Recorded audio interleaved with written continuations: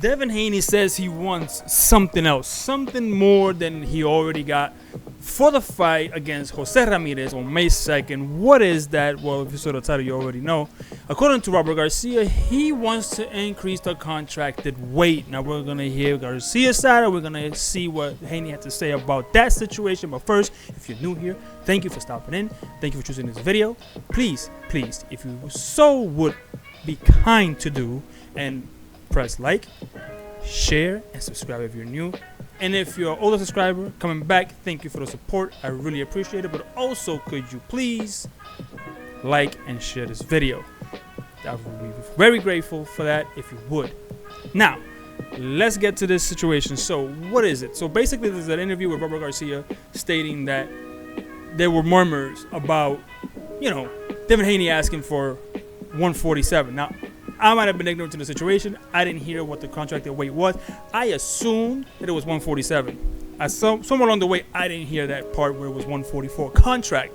So we're gonna go and take a quick look here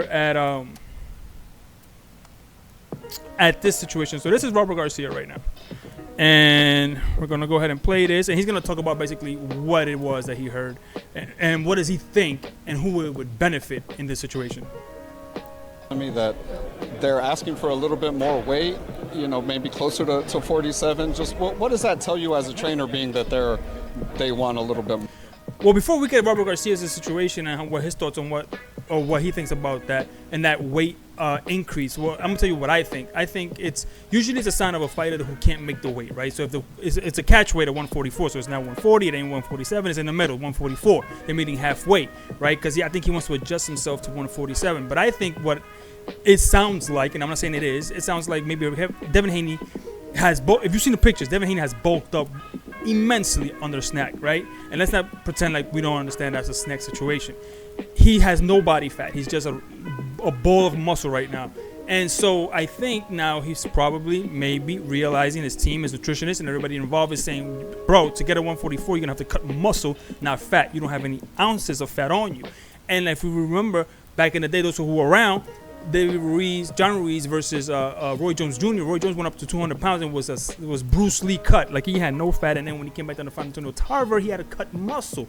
That didn't benefit Roy, and I think that's what eventually it was a downfall to Roy, was cutting muscle. So I think that's might be one of the things that is going on here. And but this is what Robert Garcia got to say. Jose signed his contract on 144, but I believe now they're asking for 147. Which is fine with us. Jose's a big, tall guy. He's big. He's been 140 for so many years that I think 147 he'll be so much stronger. And I think not having to. And that's the thing. Before we continue with Robert Garcia, Ramirez is the older fighter who's been at 140 for a long time. Going to 144 was actually a blessing for him. And now you're saying you want to go to 147. That's an even bigger blessing for him, because he doesn't have to cut that extra 7 pounds, right, to 140. The extra 3 pounds to 144. He just has to be at 147, which is probably closer to his walk-around weight, right? His actual natural weight when he's not like eating out of control. He's probably like 170.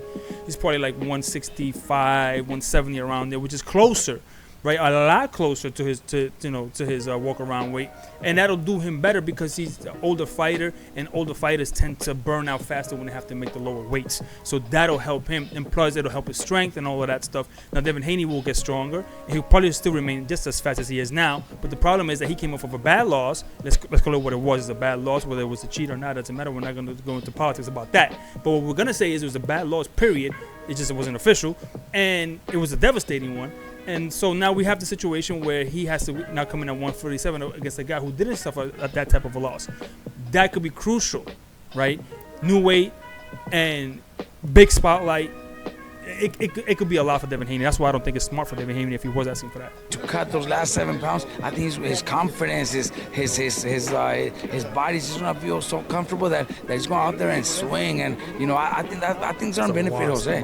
Devin Haney, is also gonna feel comfortable because he's a big boy too. But I think in this case, I think it benefits Jose. So I'm glad. Jose was telling. So there you have it. So basically that's what Robert Garcia had to say about that situation. Now what we're going to do is we're going to take a look at what did Devin Haney have to say, right? What did Devin have to say about this whole situation, about the 147 and 144 contract? The weight. Now here we go. This is false. 144 is the weight. I eat burgers and steak every day, and I'm not dieting to make weight, which is crucial to say because you either work out to the weight or you diet to the weight. When you diet to the weight, you end up actually hurting yourself because that means you're restricting your calories intake, you're restricting yourself in meals, you're trying to lose weight by not eating and intaking. That's what dieting means, right? In a sense, you don't want to diet, it's not sustainable. What you want to do is get a regimen that brings you down through control, quote unquote. Yes, there's a form of dieting, but not dieting itself. It's not what you're doing.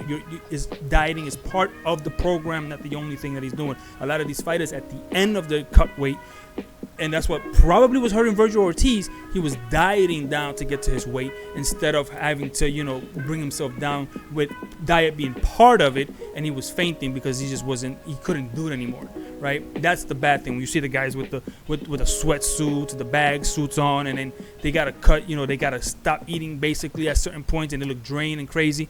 That's what dieting to get to weight is, instead of dieting plus a regimen that safely brings you down to the weight. So I think that's basically what it is. And I think Devin Haney still wins. I think even if they go to 147, I still think Devin wins that fight. I think Ramirez looks better than 144 at 147. I think there will be moments where we will be a little bit shocked about what might be happening to Devin Haney.